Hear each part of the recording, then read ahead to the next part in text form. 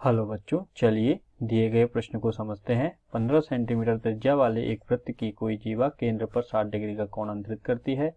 संगत लघु और दीर्घ वृत्तखंडों के क्षेत्रफल ज्ञात कीजिए, जहां पाई का मान 3.14 यूज करना है, √3 का मान 1.73 का प्रयोग करना है।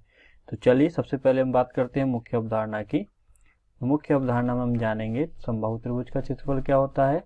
समबाहु त्रिभुज वह त्रिभुज होता है जिसके तीनों कोण बराबर हों अर्थात 60 डिग्री के हों और साथ में समबाहु त्रिभुज का क्षेत्रफल और तीनों भुजाओं का मान समान हो, समबाहु त्रिभुज कहलाता है। समबाहु त्रिभुज का क्षेत्रफल होता है √3/4 भुजा का वर्ग और साथ में चाप द्वारा केंद्र पर थीटा कोण बनाने वाले त्रिज्यखंड का क्षेत्रफल होता है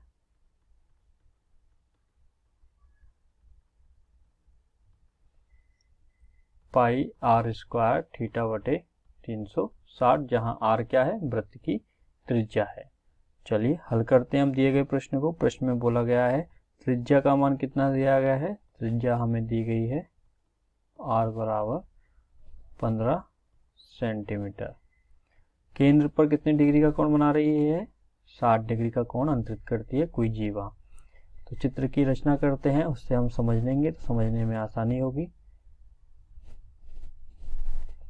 ये कोई जीवा है ए बी, ये वृत्त का केंद्र है ओ। जीवा ए बी के द्वारा वृत्त के केंद्र पर कितने डिग्री का कोण बनाया जा रहा है, 60 डिग्री का। ये कोण कितने डिग्री का है, 60 डिग्री का। अब हमें बोला गया है संगत लघु और दीर्घ वृत्तखंड ज्ञात करने, किसके सापेक्ष, जीवा के सापेक्ष, ना कि चाप के सापेक्ष। ये कोई बिंदु सी मान लेते हैं। तो जीवा ए बी के द्वारा ये क्या हो जाएगा, ये वाला भाग हो जाएगा हमारा संगत लघु वृत्तखंड और बड़ा वाला भाग हो जाएगा जिसको हम लाल पेन से दिखा रहे हैं, ये हो जाएगा आपका संगत दीर्घ वृत्तखंड। यदि हम किसी भी एक वृत्तखंड का मान निकाल लें तो हम दूसरे वृत्तखंड का मान त्रिभुज के वृत्त के क्षेत्रफल में से घटा करके प्राप्त कर सकते हैं। तो चलिए हम ज्ञात करते हैं लघु वृत्तखंड का क्षेत्रफल। तो संगत लघु वृत्तखंड का क्षेत्रफल क्या हो जाएगा, देखिए संगत जीवा ए बी द्वारा संगत लघु वृत्तखंड का क्षेत्रफल होगा ओ ए सी बी त्रिज्यखंड का क्षेत्रफल माइनस त्रिभुज ओ ए बी का क्षेत्रफल। अर्थात यदि मैं ए सी बी का क्षेत्रफल ज्ञात करना चाहता हूं तो मुझे क्या करना होगा, ओ ए सी बी के क्षेत्रफल में से त्रिभुज ओ ए बी का क्षेत्रफल घटाना होगा।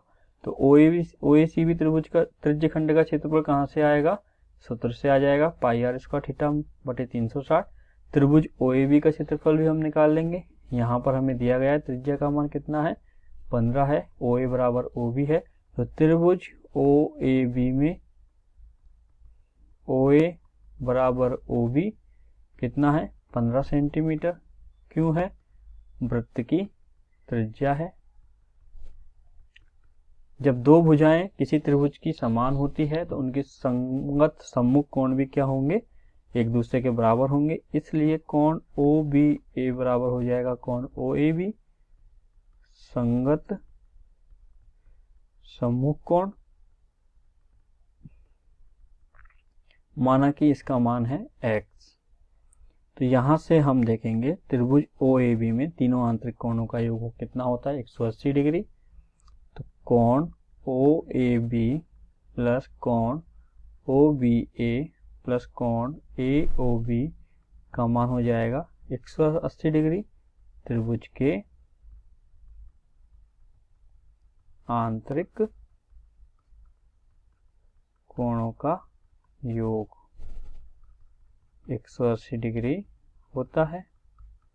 तो कोण OAB एवं कोण OBA, OAB एंड OBA का मान कितना है, x है।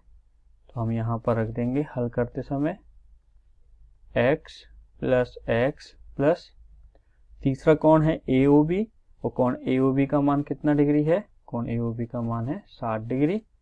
तो यहाँ से आ जाएगा 60 डिग्री बराबर 180 डिग्री, 2x बराबर 180 माइनस 60, हल करेंगे 2x बराबर 120, हल करेंगे x बराबर 120/2, तो हल करने पाएगा x बराबर 60 डिग्री। x बराबर 60 डिग्री का मतलब क्या हुआ, यहाँ हम देखेंगे तो हमें पता चलेगा ये कोण भी कितने डिग्री का हो गया, 60 डिग्री का, ये कोण भी 60 डिग्री का। तो तीनों कोण 60 डिग्री के होंगे तो त्रिभुज क्या हो जाएगा, त्रिभुज समबाहु त्रिभुज हो जाएगा। तो हम लिख सकते हैं यहाँ पे, इसलिए चूंकि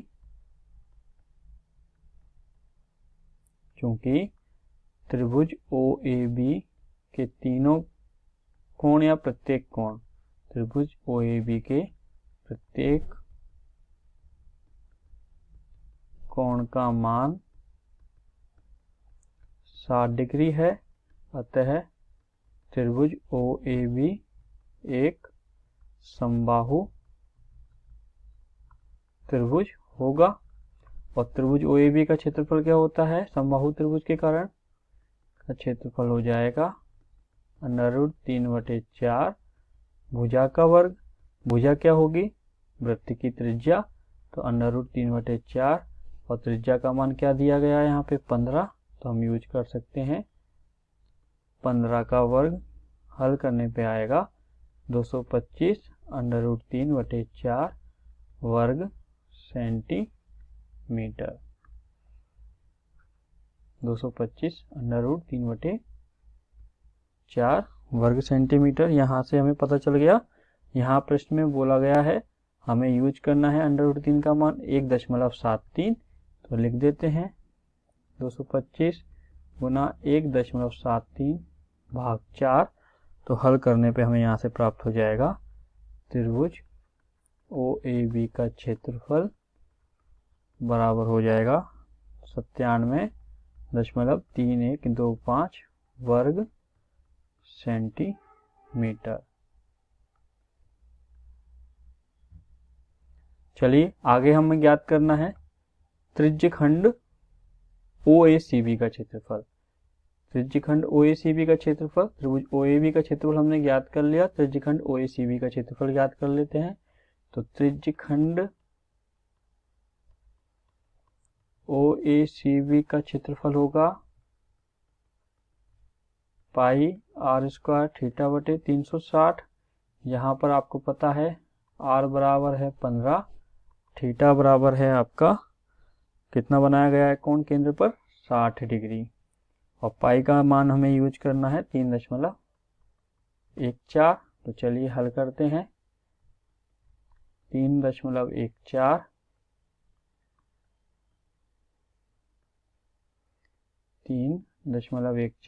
गुना r का मान है 15, 60/360।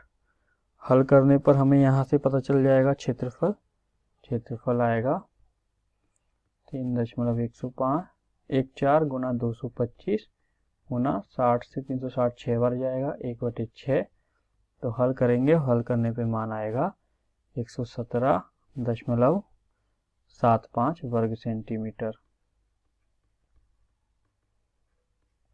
त्रिज्यखंड का क्षेत्रफल। तो अब ज्ञात करेंगे जीवा AB के द्वारा, अतः जीवा AB के संगत लघु वृत्तखंड का क्षेत्रफल होगा त्रिज्यखंड OACB का क्षेत्रफल माइनस त्रिभुज OAB का क्षेत्रफल। तो OACB का क्षेत्रफल हमने क्या ज्ञात किया है त्रिज्यखंड का, यहाँ से हम देखेंगे तो हमें प्राप्त हुआ 117.75। तो हम लिख देंगे 117.75 माइनस त्रिभुज OAB का क्षेत्रफल। तो त्रिभुज OAB का क्षेत्रफल हम यहाँ से देखेंगे 97.3125, 97.3125। तो यहाँ से हम हल करेंगे तो हल करने पर हमें प्राप्त हो जाएगा 20.4375 वर्ग सेंटीमीटर।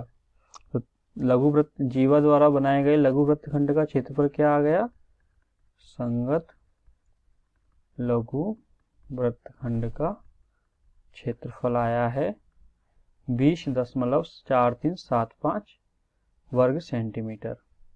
अब हमें ज्ञात करना है जीवा AB द्वारा बनाया गया दीर्घ वृत्तखंड का क्षेत्रफल। वो हो जाएगा हमारा वृत्त का क्षेत्रफल माइनस जीवा AB द्वारा बनाया गया लघु वृत्तखंड का क्षेत्रफल। हम सब जानते हैं चूंकि वृत्त का क्षेत्रफल होता है पाई r², तो यहाँ से हम मान रख देंगे। तो मान रखने पे आएगा पाई r² माइनस लघु वृत्तखंड का क्षेत्रफल हमने भी ज्ञात किया है 20.4375। तो यहाँ रख देते हैं 20.4375। पाई का मान हमें क्या रखना है 3.14